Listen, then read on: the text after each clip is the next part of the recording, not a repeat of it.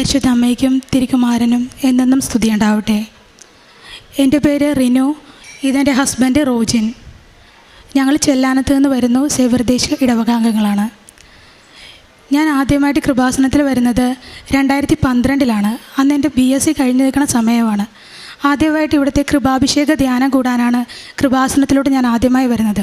എൻ്റെ ഫ്രണ്ട്സൊക്കെ കൂടി ഇവിടെ വന്ന് 5 ദിവസത്തെ മരിയൻ കൃപാവര ധ്യാനം, തപസ് ധ്യാനമെന്ന് നമ്മൾ പറയുന്ന മരിയൻ കൃപാവര ധ്യാനം കൂടി. അന്ന് ഞാനിവിടെ ഒരു നിയോഗം എഴുതിയിട്ടിരുന്നു. അമ്മ, എനിക്ക് PG അഡ്മിഷൻ തന്നെ, എനിക്ക് PG പഠിക്കണമെന്ന് ആഗ്രഹമുണ്ട്, അഡ്മിഷൻ തന്നെയെന്ന്. ഇവിടെ ഞാൻ ധ്യാനം കഴിഞ്ഞ് പോയി 1 മാസം കഴിഞ്ഞ് എനിക്ക് പിന്നത്തെ മാസം തന്നെ അഡ്മിഷൻ കിട്ടേണ്ടായി. അതാണ് കൃപാസനത്തിൽ നിന്ന് എനിക്ക് കിട്ടിയ ആദ്യത്തെ എൻ്റെ അനുഭവം. പിന്നീട് എല്ലാ ചൊവ്വാഴ്ചകളിലും മാസത്തിൻ്റെ 2ാമത്തെ ചൊവ്വാഴ്ചകളിൽ ഇവിടെ ധ്യാനം ഉണ്ടായിരുന്നു പണ്ടൊക്കെ. അപ്പോൾ എപ്പോഴും ഞാൻ തന്നെ മിക്കവാറും എനിക്ക് പറ്റുന്ന സമയത്തൊക്കെ വന്ന് കൂടുമായിരുന്നു. അതുപോലെ അങ്ങനെ കൂടി ഇടയ്ക്ക് കൃപാസനത്തിലൊക്കെ വരും. അങ്ങനെ പോയിക്കൊണ്ടിരിക്കുമായിരുന്നു. 2016 ഞങ്ങളുടെ മാരേജ് കഴിയുന്നത്, 2016 ജനുവരിയിൽ. ആ സമയത്ത് ഞങ്ങളുടെ ജോലി കാര്യത്തിലൊരു കൺഫ്യൂഷൻ വന്നു. ആൾ കുറച്ച് നാൾ പുറത്തുണ്ടായിരുന്നു. പിന്നെ ആളിന് PSc പഠിക്കണമെന്ന് ഭയങ്കര ആഗ്രഹം ഉണ്ടായി. അപ്പോൾ അതുകൊണ്ട് ഞങ്ങളുടെ ജോലി കാര്യത്തിൽ എനിക്കും ജോലി ഉണ്ടായിരുന്നില്ല. ഞങ്ങളുടെ ജോലി കാര്യത്തിൽ ഈശോയുടെ ഇഷ്ടം എന്താണെന്ന് അറിയാൻ വേണ്ടിയാണ് ഞങ്ങൾ കൃപാസനത്തിലോട്ട് 16 മെയിൽ വരുന്നത്, 2016 മെയിൽ വരുന്നത്. സത്യത്തിൽ അച്ഛനെ കണ്ട് മെസ്സേജ് എടുക്കുക, അത് മാത്രമായിരുന്നു ഞങ്ങളുടെ ലക്ഷ്യം. അച്ഛനെ വന്ന് കണ്ട് ഞങ്ങൾ പറഞ്ഞു, ഞങ്ങളുടെ ജോലി കാര്യത്തിൽ ഈശോയുടെ ഇഷ്ടം എന്താണെന്ന് അച്ഛനൊന്ന് നോക്കി തരുമോ പറഞ്ഞു. അച്ഛൻ പറഞ്ഞു, ആദ്യമായിട്ട് 16 ഉടമ്പടി സ്റ്റാർട്ട് ചെയ്തതേ ഉള്ളപ്പോൾ. അപ്പോൾ പറഞ്ഞു, ഉടമ്പടി എടുത്തോ, അമ്മ നമുക്ക് പുതിയൊരു പദ്ധതി തന്നിട്ടുണ്ട്, ഉടമ്പടി പദ്ധതിയാണ്. ഉടമ്പടിയോടെ എല്ലാം അമ്മ നമുക്ക് ശരിയാക്കി തരുമെന്ന് പറഞ്ഞു. ഞങ്ങൾ ഉടമ്പടി എടുത്തു. 16 17 ആയപ്പോൾ ഞങ്ങൾക്കൊരു വലിയ എക്സാം വരുന്നുണ്ടായി. അച്ഛൻ്റെ അടുത്ത് വന്ന് ഒന്നുകൂടി മെസ്സേജ് എടുത്തു. അപ്പോൾ അച്ഛൻ മെസ്സേജ് എടുക്കുകയാണ് ചെയ്തിട്ട് പറഞ്ഞു, 2 പേർക്കും എറണാകുളത്ത് ജോലി കിട്ടുന്നുണ്ടെന്ന് പറഞ്ഞു. അച്ഛൻ പറഞ്ഞതുപോലെ തന്നെ ആ പരീക്ഷയ്ക്ക് ആൾ സപ്ലിമെൻ്ററി ലിസ്റ്റിൽ വന്നു. ഒരു 6 മാസം കഴിഞ്ഞ് എഴുതിയ ഒരു എക്സാമിന് മെയിൻ ലിസ്റ്റിൽ വന്നു. അതിൽ നിന്ന് ആളിനെ കൃഷി വകുപ്പിലോട്ട് ജോലി കിട്ടി. ഞങ്ങളുടെ ജീവിതത്തിൽ ഈശോ പ്രവർത്തിച്ച 2ാമത്തെ ഒരു അനുഭവമായിട്ട് എനിക്കത് തോന്നി. അങ്ങനെ 2018 ആയപ്പോൾ അത് 17 ഞങ്ങൾ അച്ഛനെ കണ്ടു കഴിഞ്ഞ് പോയ പിറ്റേ മാസം തന്നെ ഞാൻ പ്രഗ്നൻ്റ് ആവുകയും ചെയ്തു. 18 ഞങ്ങൾക്കൊരു കുഞ്ഞിനെ ലഭിക്കുകയും ചെയ്തു. പിന്നീട് എനിക്ക് എൻ്റെ പ്രസവ സമയത്തുണ്ടായ അനുഭവങ്ങളാണ്. കാര്യം ഞാൻ ലേബർ റൂമിൽ പോകുമ്പോൾ, ലേബർ റൂമിൽ കൊച്ചിൻ്റെ അനക്കം നോക്കാനൊക്കെ പോകുന്ന സമയത്ത് ഒരു എൻ്റെ പ്രായമൊക്കെ തന്നെയുള്ള ഒരു കൊച്ച്, അതിന് വികസനം ഉണ്ടായിട്ട് യൂട്രസ് വികസിച്ചിട്ടില്ലെന്ന് പറഞ്ഞാൽ ഒത്തിരി ബുദ്ധിമുട്ട് അനുഭവിക്കണമായിരുന്നു. ആ സമയത്ത് അതിൻ്റെ മദറിലും അടുത്തിരിപ്പുണ്ട്. അവരെന്നോട് പറഞ്ഞു, മോളെ, ഇതിന് ഭയങ്കര ബുദ്ധിമുട്ടാണ് അവൾക്ക്, അതുകൊണ്ട് നടക്കുന്നില്ല, പ്രസവം നടക്കുന്നില്ല, ലേറ്റ് ആവുമെന്നാണ് ഡോക്ടർ പറയണേന്ന് പറഞ്ഞു. അപ്പോൾ ഞാൻ ഉടമ്പടി എടുക്കുന്നുണ്ടല്ലോ, അപ്പോൾ എൻ്റെ കയ്യിൽ ഉടമ്പടി തൈലം ഉണ്ടായി, പത്രം ഉണ്ടായി. ഞാനപ്പോൾ തന്നെ ചെന്ന് ഈ ഇതിൻ്റെ കുട്ടിയുടെ അമ്മയുടെ അടുത്ത് കൊടുത്തിട്ട് ഞാൻ പറഞ്ഞു, ചേച്ചി, ഇത് കലവൂരുള്ള ധ്യാന കേന്ദ്രമാണ്, മാതാവുണ്ട് അവിടെ, ഈ മാതാവ് ഈശോനോട് പറഞ്ഞ് എല്ലാം വാങ്ങിത്തരും, ഈ ഉടമ്പടി തൈലം ചേച്ചി പെരട്ടി പ്രാർത്ഥിക്കണമെന്ന് പറഞ്ഞു. പക്ഷേ ആ സമയത്തൊന്നും അച്ഛൻ തൈലം കൈമാറ്റം ചെയ്യേണ്ട അങ്ങനെയൊന്നും പറയത്തില്ലായിരുന്നു. ആ ഒരു ധൈര്യത്തിൽ ഞാൻ അവർക്ക് തൈലം കൊടുത്തു വിട്ടു, പത്രവും കൊടുത്തു വിട്ടു. കുറച്ച് നേരം കഴിഞ്ഞപ്പോൾ എൻ്റെ അമ്മ വന്ന് എന്നോട് പറഞ്ഞു, മോളെ, എൻ്റെ മോള് പ്രസവിച്ചിട്ടോ എന്ന് പറഞ്ഞു. അതെനിക്ക് ഭയങ്കര സന്തോഷമായി. കാര്യം ഞാൻ ഡെലിവറിക്ക് പോയപ്പോൾ അവിടെ വെച്ച് എനിക്കൊരു അനുഭവം ഉണ്ടായപ്പോൾ ഒത്തിരി സന്തോഷമായി. അപ്പം ഞാൻ വീണ്ടും ഇനി എൻ്റെ പ്രസവത്തിൻ്റെ കാര്യങ്ങളിലോട്ട് പോകണേണ്. പക്ഷെ ഞാൻ ഒത്തിരി ആഗ്രഹിച്ചായിരുന്നു എനിക്കൊരു നോർമൽ ഡെലിവറി വേണമെന്ന്. ഒത്തിരി അമ്മനോട് പ്രാർത്ഥിക്കുമായിരുന്നു. അമ്മ ഈശോനെ പ്രസവിച്ച പോലെ തന്നെ എനിക്കൊരു കുഞ്ഞിനെ പ്രസവിച്ച് തന്നെ വേണമെന്ന് പ്രാർത്ഥിക്കുമായിരുന്നു. പക്ഷേ എനിക്ക് പ്രസവം നടന്നില്ല, എനിക്ക് സിസേറിയൻ ആയിപ്പോയി. ഒത്തിരി സങ്കടപ്പെട്ടു ഞാൻ. ദൈവമേ, ഞാൻ എന്തോരം പ്രാർത്ഥിച്ചിട്ടും സിസേറിയൻ തന്നെ ആയിപ്പോയില്ല എന്ന് ഓർത്ത്. ഡോക്ടർ എന്നോട് വന്നിട്ട് പറഞ്ഞു, റിനു, ഓവറിലൊരു സിസ്റ്റ് ഉണ്ടായിരുന്നു, അതെന്തായാലും നമ്മൾ സിസേറിയൻ ആയതുകൊണ്ട് കണ്ട് റിമൂവ് ചെയ്യാൻ പറ്റി, അതുകൊണ്ട് നന്നായി, സിസേറിയൻ ആയത് ഒത്തിരി അനുഗ്രഹമായെന്ന് പറഞ്ഞു. അപ്പോൾ എനിക്ക് വീണ്ടും സന്തോഷമായി. ദൈവമേ, നീ എന്നെ എന്തോരം പരിപാലിക്കണുണ്ടെന്ന് ഓർത്ത് എനിക്ക് ഒത്തിരി സന്തോഷമായി. അങ്ങനെ 18 കഴിഞ്ഞു. 18 പിന്നെ കുട്ടിയുമായി ഞങ്ങളിങ്ങനെ നടക്കുമായിരുന്നു. ഞാൻ ഉടമ്പടിയൊന്നും പിന്നെ പുതുക്കിയിട്ടില്ല. അപ്പോഴും ഞാൻ PSc പഠിച്ചുകൊണ്ടിരിക്കുന്നതുകൊണ്ട് ആൾ കൃഷി വകുപ്പിൽ ജോലി ചെയ്തുകൊണ്ടിരിക്കുന്നു. ഞാൻ ഒത്തിരി പഠിക്കുന്നുണ്ട്. പഠിച്ചിട്ടും എനിക്ക് ഒരിടത്തും ഒരു ലിസ്റ്റിൽ പോലും ഞാൻ എത്തുന്നില്ല. ഒറ്റയ്ക്കിരുന്ന് പഠിക്കുന്നുണ്ട്, കോച്ചിങ്ങൊന്നുമില്ല, എന്നാലും ഒരു ലിസ്റ്റിലും എത്തണില്ല. ഒത്തിരി കഷ്ടപ്പെടുകൊണ്ട് ഒരു രക്ഷയില്ല. 2022 ആയപ്പോഴേക്കും എനിക്ക് ഭയങ്കര ഉള്ളിൽ നിന്ന് ഭയങ്കര ഒരു പുഷിങ്, കൃപാസനത്തിലോട്ട് പോകുമെന്ന് പറഞ്ഞു. എനിക്ക് ഇരിക്കപ്പുറത്തില്ല, വീട്ടിലിരുന്നിട്ടാണേലും ഇരിക്കാൻ പറ്റണില്ല. എങ്ങനെയെങ്കിലും ഒന്ന് എനിക്ക് ഇവിടെ എത്തിയാൽ മതി എന്നുള്ള രീതിയിലായിരുന്നു. 22 ഏപ്രിൽ 4 ഞാൻ വന്ന് എൻ്റെ ഉടമ്പടി പുതുക്കി. 22 ഏപ്രിൽ 30 24 ദിവസങ്ങൾക്ക് ശേഷം എനിക്ക് ആദ്യമായിട്ട് ജീവിതത്തിൽ ആദ്യമായിട്ട് ഞാനൊരു ഗവൺമെൻറ് ഒരു PSC ലിസ്റ്റിൽ സപ്ലിമെൻ്ററി ലിസ്റ്റിൽ ഞാൻ വന്നു. അപ്പോൾ അതെനിക്ക് വീണ്ടും വല്ലാത്തൊരു സന്തോഷം നൽകി. ഞാൻ ഓർത്തി ഈശോ എനിക്ക് എന്തായാലും ഉടമ്പടിയിൽ നിൽക്കുന്ന സമയത്തായിരിക്കും ഈശോ എനിക്ക് വലിയ അനുഗ്രഹങ്ങൾ തരാൻ ഉദ്ദേശിക്കണേന്നോർത്ത് ഞാൻ എൻ്റെ ഉടമ്പടി വീണ്ടും പുതുക്കിക്കൊണ്ടിരിക്കുമായിരുന്നു. അങ്ങനെ പോയി ഉടമ്പടിയിൽ ഒത്തിരി കാര്യങ്ങൾ ചെയ്യാൻ വേണ്ടി പറ്റി. അങ്ങനെ പോയി 2023 ഓഗസ്റ്റ് 14 ആയപ്പോഴാണ് എൻ്റെ ജീവിതത്തിലെ ഒരു വലിയൊരു അനുഭവത്തിലോട്ട് ദൈവം എന്നെ നയിക്കണത്. 2023 ഏപ്രിൽ 14 ആയപ്പോൾ എൻ്റെ ഹസ്ബൻഡിന് ഡെങ്കി ഫീവറായിട്ട് ഞങ്ങളൊരു ഹോസ്പിറ്റലിൽ അഡ്മിറ്റ് ആവുകയുണ്ടായി, കൊച്ചിയിലൊരു ഹോസ്പിറ്റലിൽ. അവിടെ നിന്ന് നമ്മൾക്ക് അവിടുത്തെ ഹോസ്പിറ്റൽ നഴ്സിംഗ് ഹോംസിൽ നിന്ന് ആളിനൊരു MRSA എന്ന് പറഞ്ഞ് സെഫലോകോക്കസ് എന്നാണ് നമ്മൾ അതിൻ്റെ സയൻറ്റിഫിക് നെയിം. സെഫലോകോക്കസ് എന്നുള്ളൊരു ബാക്ടീരിയ ആളുടെ ശരീരത്തിൽ കയറുകയുണ്ടായി. അത് ഹോസ്പിറ്റലുകാരുടെ അനാസ്ഥയാണെന്നാണ് പറയുന്നത്, അറിയില്ല നമ്മൾക്ക് അതിനെപ്പറ്റി ഡീറ്റെയിൽ ആയിട്ട്. അപ്പോൾ അത് കയറിക്കഴിഞ്ഞ് ആളെ ഞങ്ങൾക്കറിയാതെ ഞങ്ങൾ ആ ഹോസ്പിറ്റലിൽ തന്നെ 2 വട്ടം അഡ്മിറ്റാക്കി ഡിസ്ചാർജാക്കി വീട്ടിൽ വന്ന് ഡിസ്ചാർജായി. 2ാമത്തെ വട്ടം ഡിസ്ചാർജായി വന്നു കഴിഞ്ഞിട്ടും ഒരു 7 ദിവസം കഴിഞ്ഞപ്പോൾ ആളിന് വല്ലാതെ പനി കൂടിയെന്ന് പറഞ്ഞാൽ 104 പനിയിൽ മുകളിലാണ് ആൾ നിന്നേച്ചത്. 104 പനിയിൽ നിന്ന ആൾ ഓരോന്നൊക്കെ വിളിച്ചു പറയണതാണ് വീട്ടിൽ ഇരുന്ന്. ഇവിടെ ഈ വീട്ടിൽ ഒത്തിരി ആൾക്കാരുണ്ട്, അവിടെ ആൾ വെള്ള ഡ്രസ്സ് ഇട്ടുകൊണ്ട് പോകണം, അപ്പുറത്തെ ആൾ വേറെ ആൾ നിൽപ്പുണ്ട്. അങ്ങനെ ഒരു എന്താ പറയണേന്ന് ആളിനൊരു ബോധമില്ലാത്ത പോലെ ഓരോന്നോരോന്ന് പറഞ്ഞിട്ടിരിക്കണമായിരുന്നു. അപ്പോൾ ഞങ്ങൾക്ക് ഭയങ്കര വീട്ടിൽ എനിക്ക് അമ്മ ഞങ്ങളെല്ലാവരും ഭയങ്കരമായിട്ട് സങ്കടപ്പെട്ട്. അപ്പോഴും ഞാൻ ഉടമ്പടി ചെയ്യുന്നുണ്ട്, ഉടമ്പടിയുടെ കാര്യങ്ങൾ ചെയ്യുന്നുണ്ട്, മാതാവിനോട് കരഞ്ഞ് പ്രാർത്ഥിക്കുന്നുണ്ട്, ഈശോനോട് പറയണുണ്ട്. സാക്ഷ്യം വരെ എഴുതി ഞാൻ ആളുടെ തലയുടെ തലകിഭാഗത്ത് വെച്ചിട്ടുണ്ട്. എന്നിട്ടും പനിയൊന്നും കുറയണില്ല, പനി ഇങ്ങനെ കൂടിക്കൊണ്ടേ ഇരിക്കണേണ്. അപ്പോൾ ലാസ്റ്റ് ഞങ്ങൾ വേറൊരു ഹോസ്പിറ്റലിലോട്ട് ആളിന് ക്ലെയിം ഉണ്ടായിരുന്ന വേറൊരു ഹോസ്പിറ്റലിൽ ലൂർദ് ഹോസ്പിറ്റലിലോട്ട് ആളിനെ കൊണ്ടുപോയുണ്ടായി. അങ്ങോട്ട് മാറ്റാം, ഇനി പണ്ട് കാണിച്ച ഹോസ്പിറ്റലിൽ ഇനി കാണിച്ചിട്ട് കാര്യമില്ലല്ലോ, കുറച്ചുകൂടി നല്ല ഹോസ്പിറ്റലിലോട്ട് മാറ്റാമെന്ന് പറഞ്ഞ് ഞങ്ങൾ അങ്ങോട്ട് കൊണ്ടുപോയുണ്ടായി. അവിടെ പോണ വഴിക്ക് തന്നെ ആൾ വല്ലാതെ വൊമിറ്റ് ചെയ്ത് വയറ്റിൽ നിന്നൊക്കെ പോയി കാറിലൊക്കെ വെച്ച് ഭയങ്കര ബുദ്ധിമുട്ടായിരുന്നു. ഓരോ കാര്യങ്ങളൊക്കെ പിച്ചും പേയൊക്കെ വിളിച്ച് പറയണം. ഫിഞ്ചുണ്ടോ കൂടെ, നമ്മുടെ ക്രിക്കറ്റ് കളിക്കാരൻ ഫിഞ്ചുണ്ടോ, അങ്ങനെയൊക്കെ ചോദിക്കണം. ഞങ്ങൾ വീട്ടുകാരൊക്കെ എല്ലാവരും ഒത്തിരി സങ്കടപ്പെട്ട് എങ്ങോട്ടാണ് ഈ പോണത്, എങ്ങോട്ടാണ് ഈ കൊണ്ടുപോകണത്, ഒരു പിടുത്തമില്ല, എന്താ സംഭവം എന്നറിയില്ല. നേരെ ഞങ്ങൾ പോയിക്കൊണ്ടിരിക്കുമ്പോൾ തന്നെ ഞങ്ങൾ കൃപാസനത്തിലെ ഉടമ്പടി ധ്യാനം ഒരു ചൊവ്വാഴ്ചയായിരുന്നു, സെപ്റ്റംബർ 19, കഴിഞ്ഞ സെപ്റ്റംബർ 19 ഒരു ചൊവ്വാഴ്ചയായിരുന്നു. അന്നത്തെ ദിവസമാണ് ഞങ്ങൾ ഹോസ്പിറ്റലിലോട്ട് പോയിക്കൊണ്ടിരിക്കുമ്പോൾ ഉടമ്പടി ധ്യാനം കൂടിക്കൊണ്ടാണ് ഞാൻ പോണത്. പോകുമ്പോൾ എൻ്റെ ഉള്ളിൽ നിന്ന് ആരോ പറയണം ICU. എനിക്ക് മനസ്സിലാവണില്ല, കരഞ്ഞണ്ടാ പോണത്. ICU എന്നാണ് പറയണത്. അപ്പം ഞാൻ ഓർത്ത് ദൈവമേ ICUലോട്ടാണ് ഈ കൊണ്ടുപോകണത്, അറിയില്ല എന്താണെന്നറിയില്ല, എന്താണ് വന്നെടുത്ത് വെച്ച് കാണട്ടെ എന്ന് ഓർത്ത് തന്നെ പ്രാർത്ഥിച്ചുകൊണ്ട് തന്നെ പോയി.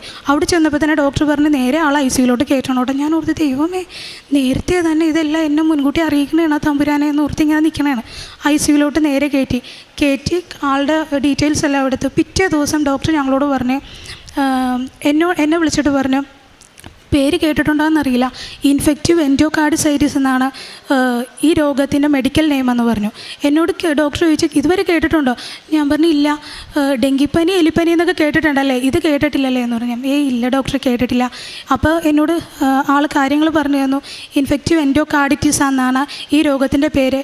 കാര്യം ആളുടെ ഉള്ളിൽ കയറിയ MRSA അല്ലെങ്കിൽ സെഫലോകോക്കസ് എന്ന് പറഞ്ഞ ഈ ഭീകരമായ ബാക്ടീരിയ ആളുടെ ഹാർട്ടിൻ്റെ വാൽവിൽ കയറി പിടിച്ച് അവിടെ നിന്ന് ബാക്കി എല്ലാ ഓർഗൻസിലോട്ടും, കിഡ്നിയിലോട്ട്, സ്പ്ലീനിലോട്ട്, ലിവറിലോട്ട്, ഇങ്ങനെ എല്ലായിടത്തോട്ടും സ്പ്രെഡാക്കിയെന്ന് പറഞ്ഞു.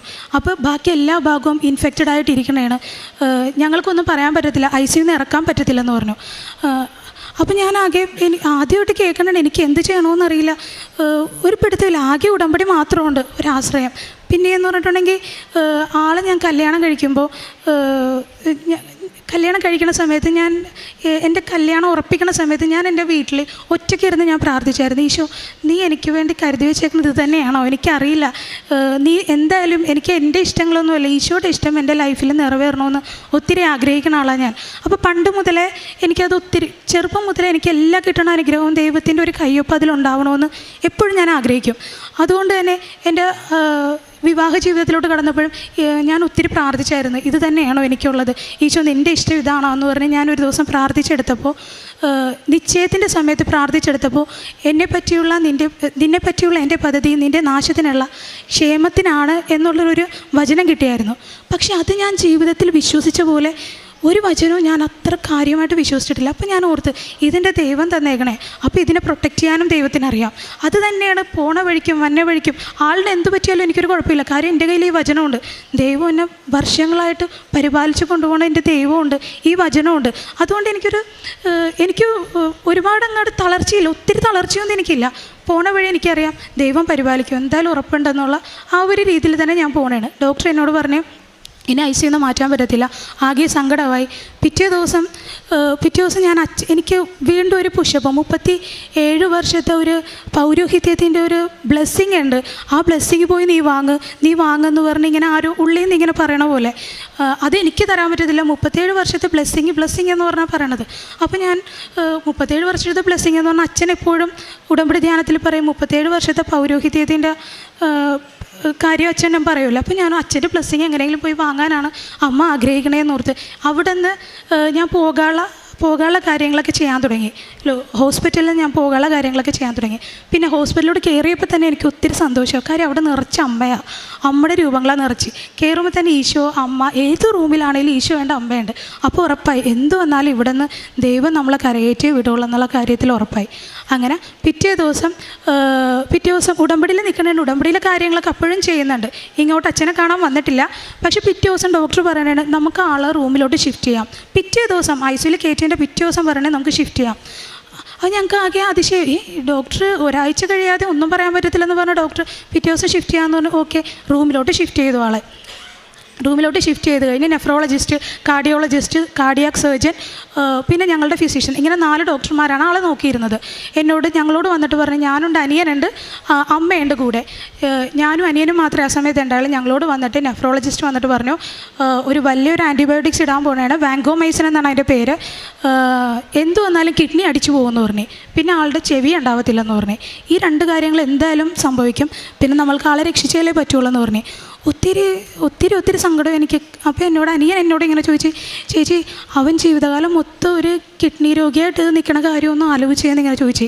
അത് കേട്ടപ്പോൾ എനിക്ക് എന്ത് ചെയ്യണമെന്നറിയില്ല. ഓടി ഞാൻ പറഞ്ഞു, അനിയനോട് പറഞ്ഞു, എടാ നീ നോക്കിക്കോ, ആളെ നോക്കിക്കോ, അമ്മ വന്നേണ്ടല്ല, ഞാൻ കൃപാസനത്തിൽ പോയിട്ട് വരാമെന്ന് പറഞ്ഞു. അപ്പോൾ എന്നോട് ചോദിച്ച് ഇപ്പോൾ പോകണോ അറിയണോ എന്ന് പറഞ്ഞ ആളെന്നോട് ചോദിച്ചു. ഞാൻ പറഞ്ഞു റോജേട്ടൻ നന്മയ്ക്ക് വേണ്ടി അല്ലാതെ ഞാൻ എന്തെങ്കിലും ജീവിതത്തിൽ ഇതുവരെ ചെയ്തിട്ടുണ്ടോ എന്ന് ചോദിച്ചു. അപ്പോൾ പറഞ്ഞു പോയിക്കോ എന്ന് പറഞ്ഞു. നേരെ ഞാൻ ഇങ്ങോട്ട് വന്ന അച്ഛനാ ഫസ്റ്റ് തന്നെ എനിക്ക് കിട്ടി. അതിൽ കിഡ്നി എന്നും ഹാർട്ടെന്നും മാത്രമേ എഴുതിയിട്ടുണ്ടായില്ല. ഹാർട്ട് എന്താ എഴുതിയെന്നൊന്നും എനിക്കറിയില്ല, ഹാർട്ടിൽ കയറി പിടിച്ചുകൊണ്ടായിരിക്കും. ബാക്ടീരിയൽ ഇൻഫെക്ഷൻ, കിഡ്നി, ഹാർട്ട് എന്നാണ് ആ ഒരു സ്ലിപ്പിൽ എഴുതി വെച്ചത്. അച്ഛൻ അത് മാതാവിനെ മുത്തിച്ചിട്ട് എന്നോട് ചോദിച്ചപ്പോൾ ഞാൻ പറഞ്ഞു അച്ഛാ ഇങ്ങനെ ബാക്ടീരിയൽ ഇൻഫെക്ഷനാണ്, ആൾ അവിടെയാണ്, ഹോസ്പിറ്റലാണെന്നൊക്കെ പറഞ്ഞു. ഒന്നും പറഞ്ഞില്ല, നേരെ ബ്ലസ് ചെയ്ത് വിട്ടു, കാശുരൂപം തന്നു വിട്ടു. ആളിനെ ഞാൻ കൊണ്ടിട്ടു.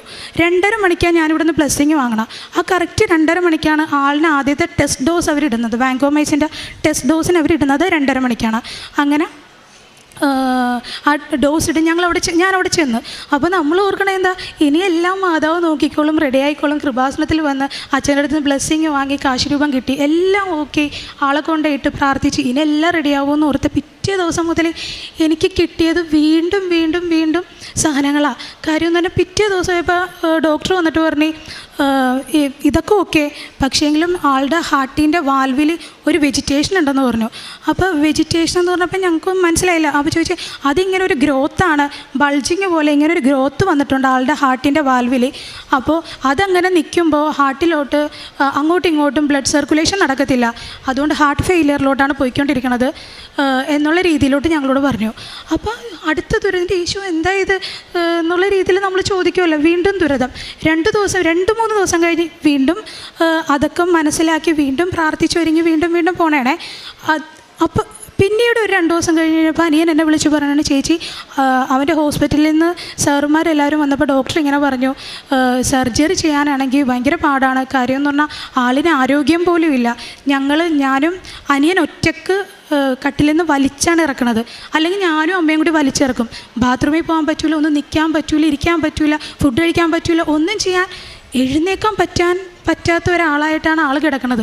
അങ്ങനെ ഒരു സമയത്ത് സർജറി ചെയ്യണമെങ്കിൽ അത് ഓപ്പൺ സർജറി ആയിരിക്കുമല്ലോ. സർജറി ചെയ്യുമ്പോൾ 50% സാധ്യതയെ അവർക്ക് പറയാൻ പറ്റുള്ളൂ.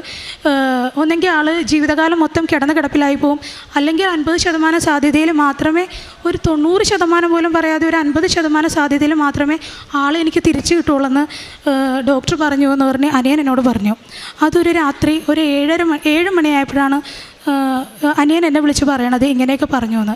എനിക്ക് എന്ത് ചെയ്യണമെന്നറിയില്ല. അത് കേട്ട് എന്ത് എനിക്ക് ചെയ്യണമെന്ന് എനിക്ക് ഒട്ടും അറിയില്ല, എന്ത് ചെയ്യണമെന്ന്. എല്ലാ ദിവസവും ഞാൻ പ്രാർത്ഥിക്കുന്നുണ്ട്, എല്ലാ ദിവസവും പള്ളിയിൽ പോകുന്നുണ്ട്. ആ സമയത്തൊക്കെ പ്രേക്ഷിത പ്രവർത്തനവും ഉടമ്പടിയൊക്കെ ചെയ്തത് എൻ്റെ ജീവിതത്തിൽ ഞാൻ ഇതുപോലെ ചെയ്തിട്ടില്ല. അതുപോലെ ഞാൻ ചെയ്തേച്ചത്. ആ സമയത്ത് എനിക്ക് എന്ത് ചെയ്യണമെന്നറിയില്ല. ഞാൻ അവിടെ ഒരു ചാപ്പലുണ്ട്, 7:30 മണി, രാത്രി 7:30 മണിക്ക് മൊത്തം ഇരുട്ട. പള്ളിയിൽ കുർബാനയൊക്കെ കഴിഞ്ഞ് എല്ലാവരും പോയേക്കണേ. മൊത്തം ഇരുട്ടത്തിൽ ആ ഒരു നുറുങ്ങ വെളിച്ചത്തിൽ ഞാൻ എൻ്റെ തമ്പുരാനെ കണ്ടവിടെ.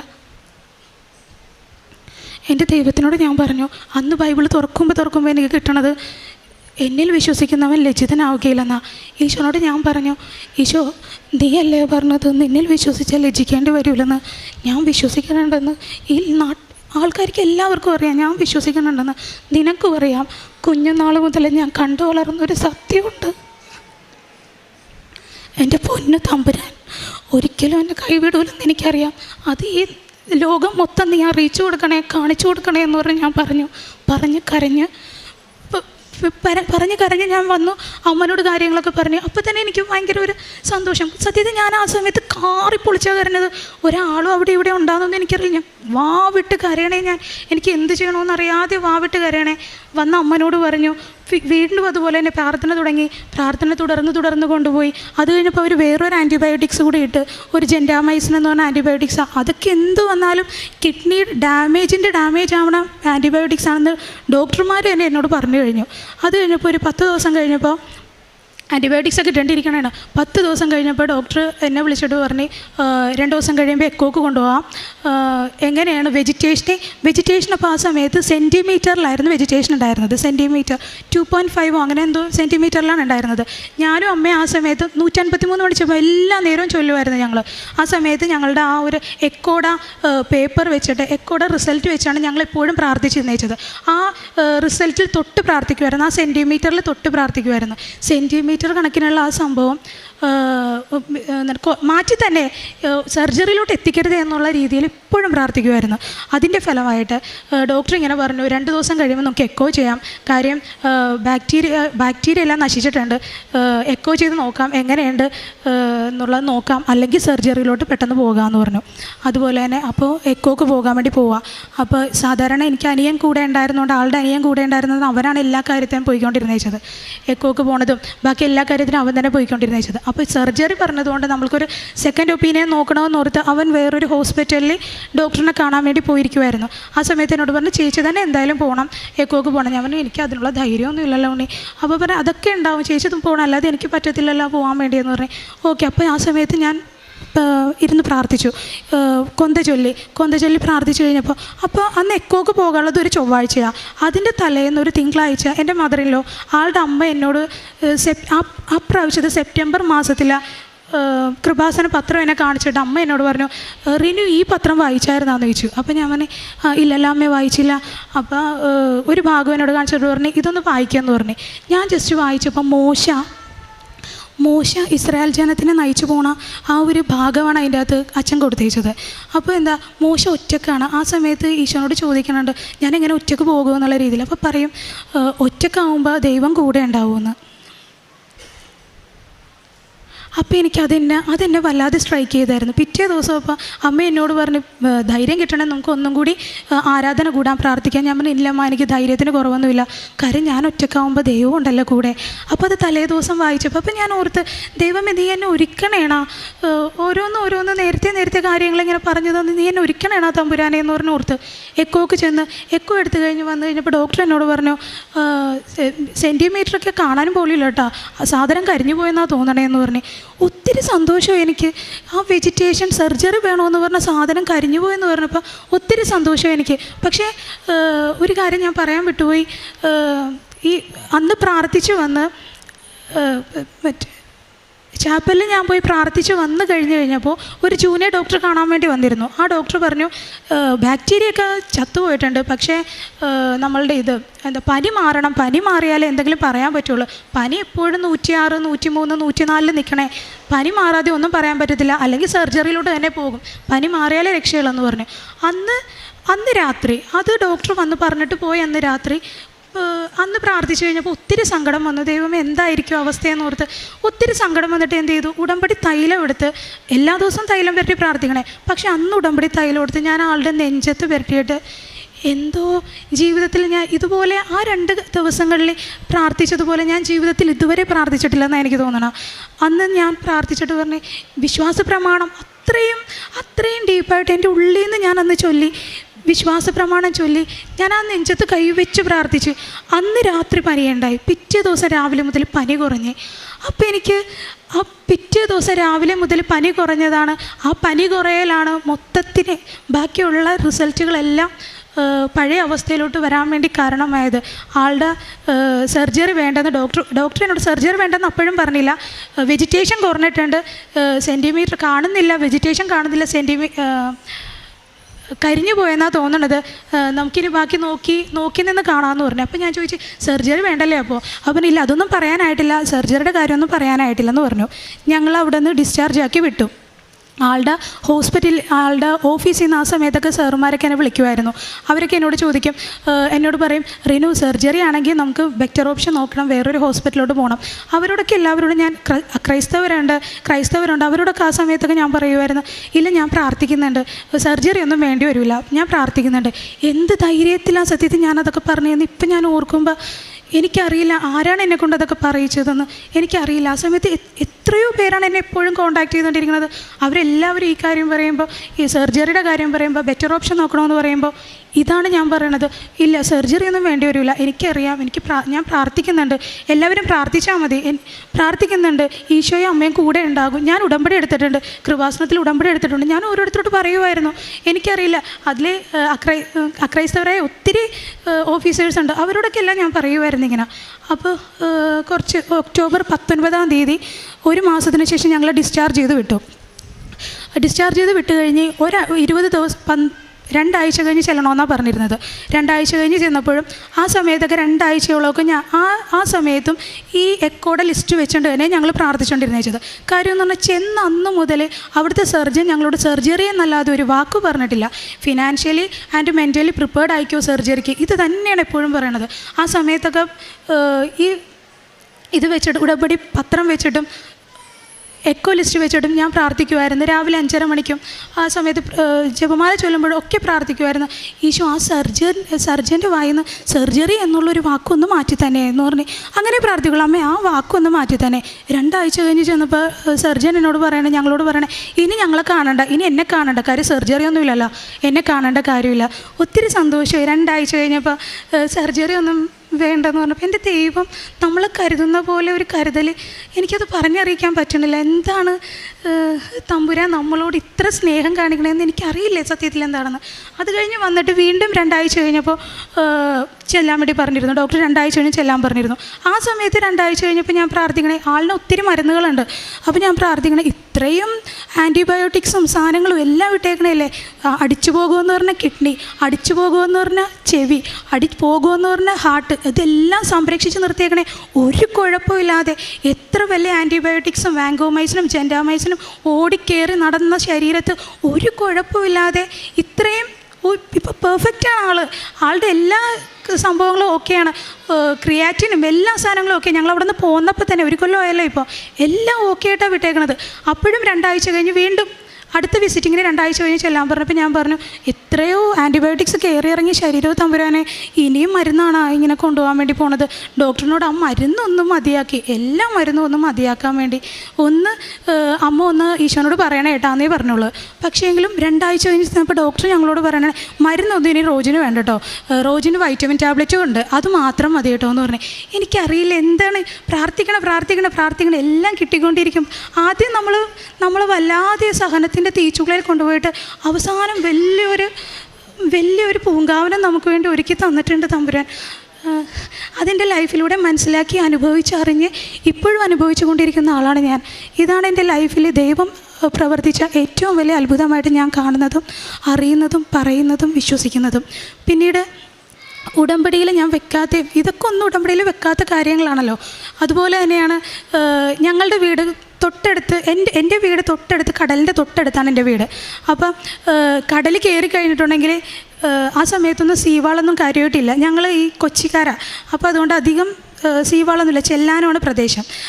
ആ സമയത്ത് എൻ്റെ വീട് കടലിൻ്റെ തൊട്ടടുത്താണ്. ആദ്യം തന്നെ കടൽ കയറുമ്പോൾ എൻ്റെ വീടാണ് എപ്പോഴും ഡാമേജ് ആകാൻ പറ്റിയ തൊട്ടടുത്താണ് നിൽക്കുന്നത്. തൊട്ടപ്പുറത്തുള്ള ഒരു പ്രാവശ്യത്തെ കടലുകയറ്റം 2021 കടലുകയറ്റത്തിന് ഞങ്ങളുടെ വീടിൻ്റെ തൊട്ടടുത്തുള്ള 2 വീടൊക്കെ ഏകദേശം ഡാമേജായി, വീട് പോയി. അപ്പോൾ ഞങ്ങളുടെ വീട് അങ്ങനെ തന്നെ നിൽക്കണേണ്.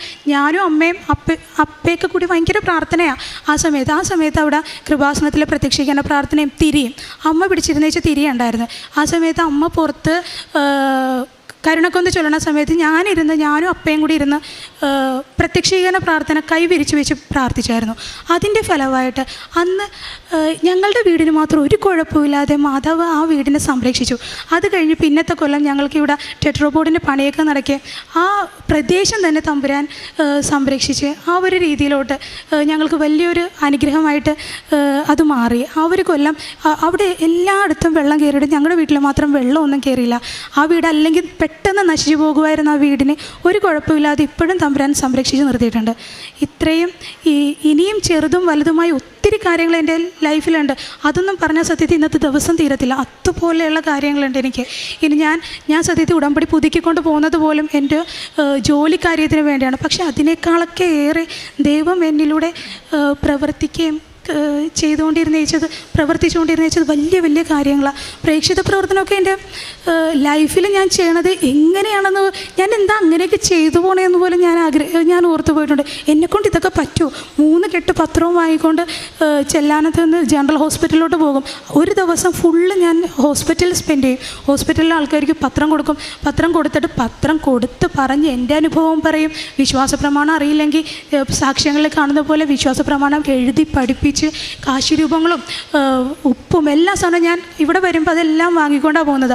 അർഹതപ്പെട്ടവർക്ക് അതൊക്കെ ഉപയോഗിക്കേണ്ട വിധം എന്തൊക്കെയാണെന്ന് പറഞ്ഞു കൊടുത്ത് ഓരോരുത്തരെയും ദൈവത്തിലൂടെ എൻ്റെ തമ്പുരാന് വേണ്ടി എനിക്ക് എന്തൊക്കെ ചെയ്യാൻ പറ്റുമോ അതെല്ലാം ചെയ്യണമെന്നുള്ളൊരാഗ്രഹത്തിലാണ് ഞാൻ ഉടമ്പടിയിലൂടെ മുന്നോട്ട് പോകുന്നത്, ഇപ്പോഴും പോയിക്കൊണ്ടിരിക്കുന്നത്.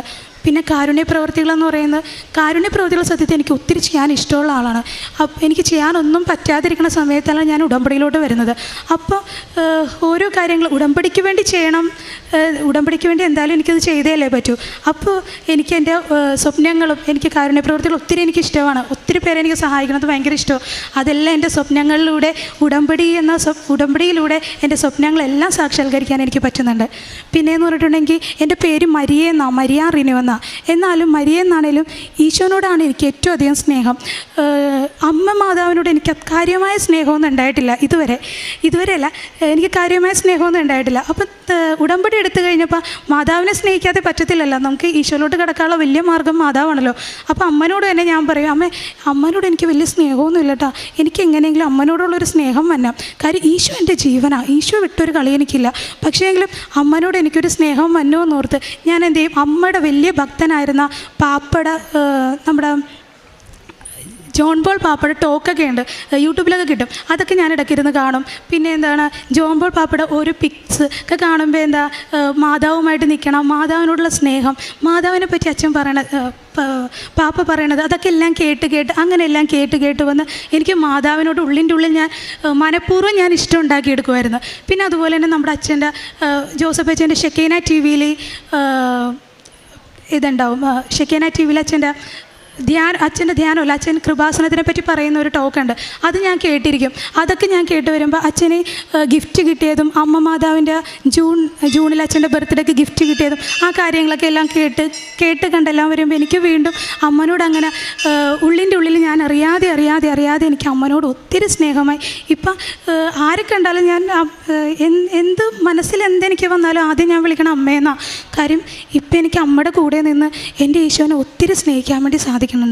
എനിക്ക് തന്ന എല്ലാ അനുഗ്രഹങ്ങൾക്കും ദൈവം എൻ്റെ ജീവിതത്തിൽ ഇനി പ്രവർത്തിക്കാനിരിക്കുന്നവയ്ക്കും എല്ലാത്തിനും ഒത്തിരി നന്ദി പറഞ്ഞുകൊണ്ട് നിർത്തുന്നു. കർത്താവ് അരുളി ചെയ്യുന്നു, നിങ്ങളെക്കുറിച്ചുള്ള പദ്ധതി എൻ്റെ മനസ്സിലുണ്ട്. നിങ്ങളുടെ നാശത്തിനല്ല, ക്ഷേമത്തിനുള്ള പദ്ധതിയാണത്. നിങ്ങൾക്ക് ശുഭമായ ഭാവിയും പ്രത്യാശയും നൽകുന്ന പദ്ധതി. അപ്പോൾ നിങ്ങൾ എന്നെ വിളിച്ചപേക്ഷിക്കും, എൻ്റെ അടുക്കൽ വന്ന് പ്രാർത്ഥിക്കും. ഞാൻ നിങ്ങളുടെ പ്രാർത്ഥന ശ്രവിക്കും. നിങ്ങൾ എന്നെ അന്വേഷിക്കും, പൂർണ്ണ ഹൃദയത്തോടെ അന്വേഷിക്കുമ്പോൾ എന്നെ കണ്ടെത്തും. നിങ്ങൾ എന്നെ കണ്ടെത്തുവാൻ ഞാൻ ഇടയാക്കുമെന്ന് കർത്താവ് അരുളി ചെയ്യുന്നു. ഞാൻ നിങ്ങളുടെ ഐശ്വര്യം പുനഃസ്ഥാപിക്കും. ജെറമ്യായുടെ പ്രവചനം 29 അധ്യായം 11 മുതൽ 14 വരെയുള്ള തിരുവചനങ്ങൾ. മരിയ റീനുവിൻ്റെ ജീവിതസാക്ഷ്യം നാം കേൾക്കുകയായിരുന്നു. 12 വർഷത്തെ കൃപാസനത്തിലുള്ള മകളുടെ ഇൻവെസ്റ്റ്മെൻ്റാണ് നാം കേട്ടത്.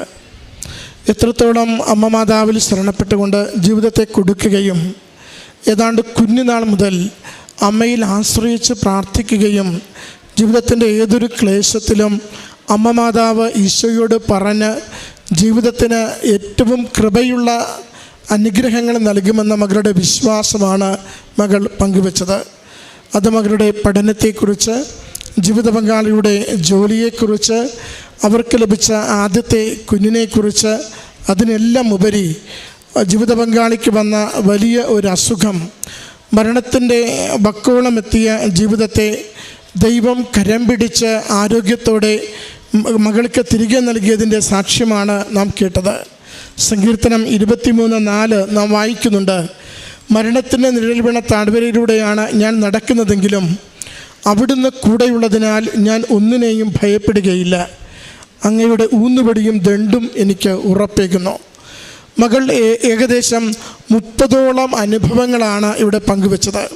30ഓളം അവസരങ്ങളിൽ ഈശോനാഥനും അമ്മ മാതാവും ജീവിതത്തിൽ ഇടപെട്ടുകൊണ്ട് സന്ദേശം നൽകിയത്, സൗഖ്യം നൽകിയത്, വഴികൾ തിരിച്ചുവിട്ടത്, ദൈവം കൂടെയുണ്ടെന്ന അനുഭവത്തിൽ ജീവിക്കുവാൻ നിരന്തരം മകളെയും ജീവിത പങ്കാളിയെയും സഹായിച്ചതിനെക്കുറിച്ച് ആ വാക്കുകളെ നിരന്തരം കേട്ടുകൊണ്ടിരിക്കുമ്പോൾ നമുക്കറിയാം എത്രത്തോളം ഇത്ര ചെറുപ്പത്തിൽ ആദി പിടിച്ച ഒരു മനസ്സുമായി ജീവിതം വല്ലാതെ തകർന്നു പോകുന്ന നിമിഷങ്ങളിൽ ഇവിടെ അമ്മയുടെ അരികിൽ ഓടിയെത്തി അമ്മ മാതാവ് മാത്രമേ എനിക്ക് എൻ്റെ ജീവിതത്തിന് കൂടെയുള്ളൂ എന്ന വിശ്വാസത്തോടെ അച്ഛൻ്റെ അരികിൽ നിന്ന് സന്ദേശം സ്വീകരിക്കുകയും അമ്മയിൽ ജീവിതം സമർപ്പിച്ചു കൊടുത്തുകൊണ്ട് ആ രോഗപീഠകളുടെ ഗുരുതര നാളുകളിൽ പ്രാർത്ഥിക്കുകയും ചെയ്തത്.